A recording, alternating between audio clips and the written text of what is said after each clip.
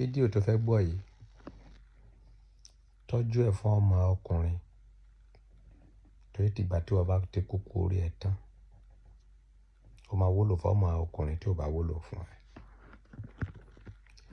Èmi ò ní kó fẹ́ ìyàwó méjì, mi ò ní kó fẹ́ ìyàwó mẹ́ta, mi ò ní kó fẹ́ ìyàwó kan, mi ò dẹ̀ ní kó má fẹ́ ìyàwó kan.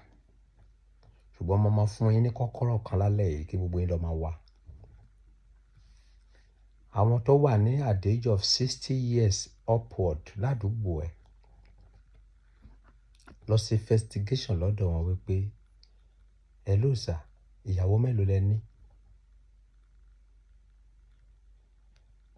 Àwọn oníyàwó kan àti àwọn tó fẹ́ ìyàwó tó pọ̀, kẹ́ wo eléyìí tó máa pọ̀ jù nínú wọn. Àbọ̀rọ̀ la sọ fọ́mọlúàbí tó bá dénú ẹ̀ adèdìdì, tó bá kọwájú sí ẹ kó tá, tó bá kẹ̀yìn sí ẹ kó tá, tó bá kún ìwọ nìkan kò tẹ́rù ara ẹ̀ pa. Lọ sí investigation ládùúgbò ẹ̀, àwọn ọmọ 60 years lọ sókè. Lọ bèrè lọ́wọ́ wọn pé ìyàwó mélòó lẹ ní sà, ìyàwó mélòó lẹ ní sà, ìyàwó mélòó lẹ ní sà. So kẹ́ wá wo àwọn oníyàwó kan tó pọ̀ jù, eléyìí tó pọ̀ jù ní oníyàwó kan ní àwọn tó wà ní 60 years upward àti àwọn tó pọ̀ jù ní ẹni tó fẹ́ ìyàwó tó pọ̀. Then you will know what to do in your life. Kọ́kọ́rọ́ ni, tọ́jú ẹ̀ fọ́mọ ẹ̀, ó lè má wúlò fún ẹ.